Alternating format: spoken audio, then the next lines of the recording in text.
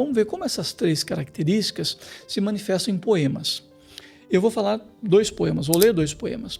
O primeiro deles é o poema Sentimental, de Carlos Drummond de Andrade. Eu vou ler para vocês.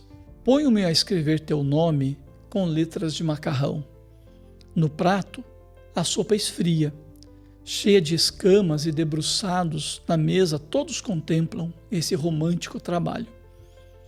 Desgraçadamente falta uma letra somente para acabar teu nome. Está sonhando? Olhe que a sopa esfria. Eu estava sonhando. E há em todas as consciências um cartaz amarelo. Neste país é proibido sonhar. Vejam só, o Drummond escolhe uma cena do cotidiano, alguém tomando uma sopa de letrinhas, e ele começa a pegar as letrinhas e escrever o nome da pessoa que ele ou ela, né? Não é especificado se é um homem que ama uma mulher ou se é uma mulher que ama um homem. Isso está dentro da linguagem da poesia, essa linguagem ambígua, lembram? Faz parte da poesia.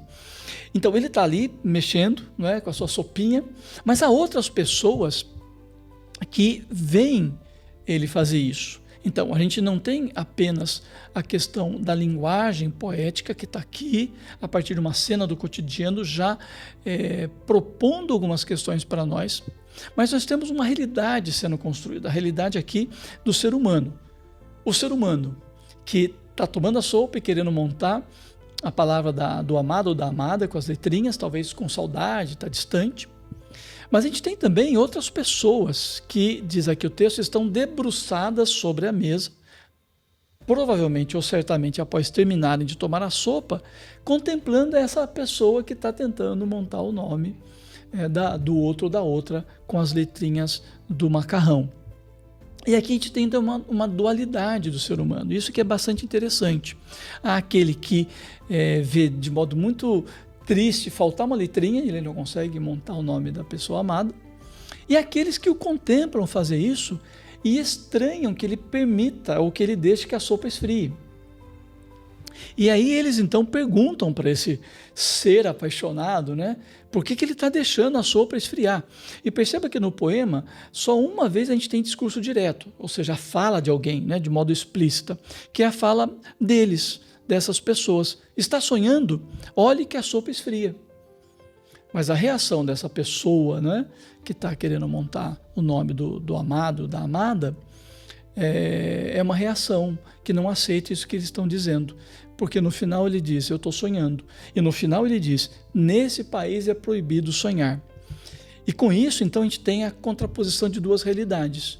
Uma do sonhador, daquele que está ali, né, tendo na sopa ali, ou a sopa é um veículo para pensar na pessoa que ele ama, e a realidade de outras pessoas que acham absurdo ele fazer isso.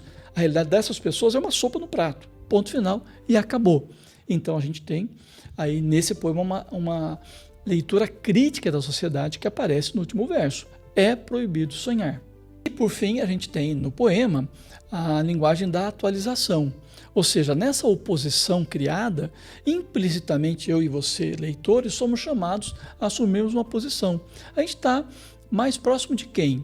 Do sonhador, do cara para quem não tem problema que a sopa esfrie, desde que ele lembre da amada ali, né, montando o nome. Ou a gente está do lado daqueles muito pragmáticos, que acham absurdo o cara deixar a sopa esfriar e vai tomar uma sopa fria, ruim, porque está pensando na pessoa que amou. E não devia fazer isso, eles inclusive dão uma bronca nele. De que lado a gente está? Perceba que esse é o dado que vem pela linguagem, que vem pela construção de realidades em oposição, que agora nos chamam a atualizar o poema, a assumir uma posição nossa ao lermos o poema. Então, por que eu estou dizendo isso tudo? E agora pensando na poesia bíblica.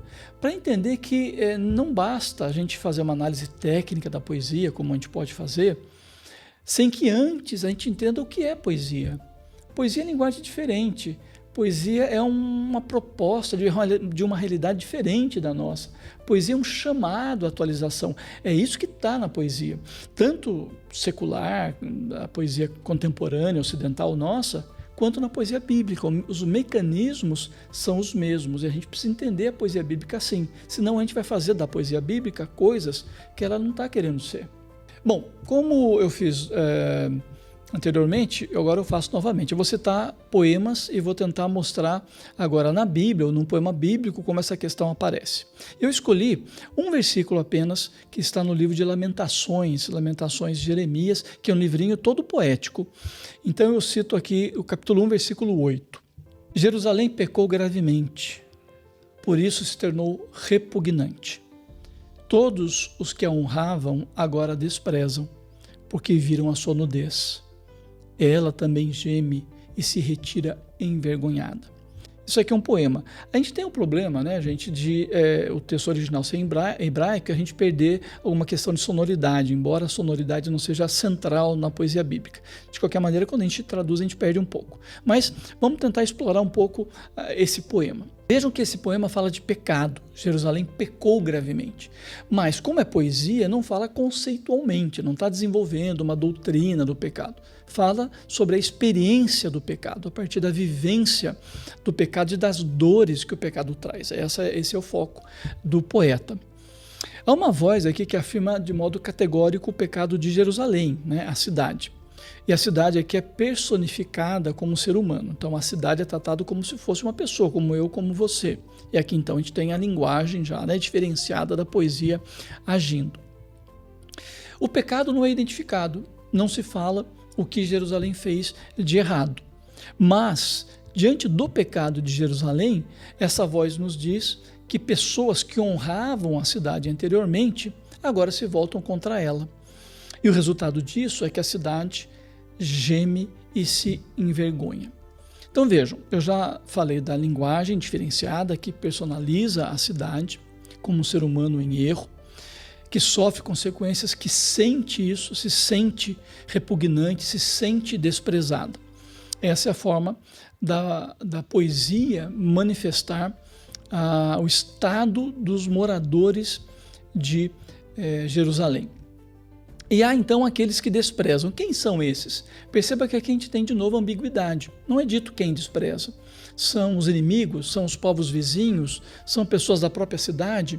Não é dito. É uma linguagem muito aberta aqui para nós. A linguagem da generalização, ela não é um problema, ela é uma virtude, porque ela faz parte do jogo que a poesia quer propor para nós. O poema tem, claro, um enraizamento histórico, como Otávio Paz disse, é uma questão social que envolve o poema.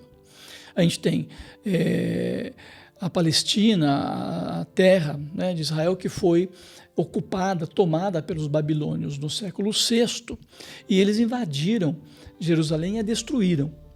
E essa questão, então, ela agora aparece no poema como uma realidade interna a Israel, na voz que se dá a Jerusalém como uma cidade. Agora vejam, o gemido e a vergonha que aparecem são consequência de duas oposições. A gente pode ter então aqui, a partir do dado histórico, os babilônios, que desprezam Jerusalém porque a conquistaram, a destruíram, mas a gente pode ter os desconhecidos, né, que não são especificados, mas que também se voltam contra a cidade. Vejam que aqui a gente está tendo uma construção da realidade, uma realidade que tem um enraizamento histórico, então, não é? Os babilônios que vêm, conquistam, destroem, e a poesia se constrói a partir daí, mas a poesia vai para além, ela coloca outros personagens que não são identificados, que também exercem essa função dentro do poema. E a partir daí, nós, leitores, somos chamados a atualizar esse poema, nos identificarmos e atualizarmos. E aí há questões que a gente tem que pensar. A gente se identifica com Jerusalém? A gente se identifica com ela a partir do seu pecado, das dores que o pecado traz? Pode ser que a gente, né, tenha, em algum momento que a gente está lendo, a gente tenha um momento aí de distância de Deus, que a gente esteja fragilizado, a gente sinta repulsa, sinta que outras pessoas nos tratam mal. Pode ser. Mas pode ser também que ao ler o poema a gente se identifique com os babilônios ou com essas pessoas não identificadas que desprezam Jerusalém pelo seu pecado. Sim, claro, pode ser. Pode ser que a gente tenha um tratamento meio rigoroso, meio legalista com pessoas que erraram, que cometeram um pecado e tal, e a gente está insultando, né, na linguagem do poema, a gente está se opondo a elas. Pode ser. Então perceba, o poema, ele chama a gente à atualização, fazendo a gente pensar nas várias nuances que ele apresenta para nós. Espero que esteja ficando claro para você a importância de tratar a poesia bíblica como poesia e tentar identificar as formas como ela se apresenta para nós. torno a dizer, a questão da linguagem, a questão da realidade e a questão da atualização. Não são os únicos, mas são aqueles que eu gostaria que você memorizasse nesse vídeo. E há algumas questões importantes aqui, 3 pelo menos, que eu acho que são importantes do ponto de vista de consequência da gente ver a Bíblia como poesia e a forma como a poesia bíblica se apresenta para nós. A primeira delas é a gente precisa recuperar o prazer estético de ler poesia bíblica. Então a gente precisa identificar a poesia que está na Bíblia e ter prazer em lê-la. Entendê-la que ela, como palavra de Deus, não é menor, como eu disse no vídeo anterior, mas que ela tem uma potência enorme para ser palavra de Deus e para se comunicar conosco através das suas características. Uma segunda consequência disso é que a gente precisa compreender como a linguagem da Bíblia e as formas de composição poética procuram trazer para nós uma visão de realidade que pode ser diferente da nossa. E eu acho que a poesia, nesse caso, ela é talvez o texto, o gênero literário mais potente da Bíblia. A poesia, eu acho que ela tem mais força para desafiar a nossa realidade, porque a poesia meio que nos desarma, ela vem com essa linguagem gostosa, cativante, e daqui a pouco ela começa a prender a gente, começa a questionar a gente e pedir para a gente atualizá-la. Então, essa é uma das consequências importantes de ler poesia bíblica. E uma última é que a poesia bíblica nos chama à atualização. Eu já falei disso, mas a gente sempre precisa prestar atenção nisso. Ao invés de olhar para o texto bíblico, para a poesia bíblica e querer só reconstruir cenas do passado, a gente precisa entendê-la como um canal de comunicação que quer interferir no nosso presente, quer interferir na nossa realidade, no nosso dia a dia. A questão da atualização é bastante importante. Então, para finalizar, eu retomo a pergunta inicial sobre a importância da poesia bíblica e da sua linguagem, da forma como ela se expressa. Ela é muito importante e a gente precisa prestar atenção. A gente precisa prestar atenção nesse monte, nessa quantidade enorme de poesia que está na Bíblia e respeitar esse gênero, saber lê-la na sua linguagem, saber lê-la na sua proposição de realidade e saber lê-la e dialogar com ela no chamado à atualização. Prestar sempre atenção nas formas da poesia, a questão das imagens, dos sentimentos, a gente se identificar com isso, a gente se abrir para poder interagir com esse tipo de forma literária tão profunda e tão bela. Talvez esse vídeo tenha trazido novas questões, novas perguntas para você, como o vídeo anterior. Se você tem dúvida, se você de repente tem um texto que você vê que é uma poesia da Bíblia, que você não está entendendo o que eu estou falando, coloque lá, eu queria interagir com você, queria conversar com você. Se você tem, enfim, poemas bíblicos que você gosta, coloque lá para eu saber sobre o seu gosto. Se você tem poemas, enfim, poemas que você gosta, Adélia Prado, outros, coloque lá para eu saber, eu adoro a Adélia Prado.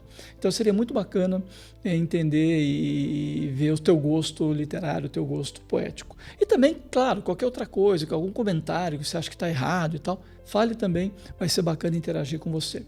E no mais, enfim, se você puder, dê o seu like, compartilhe e ajude esse canal a crescer. Eu sou João Leonel.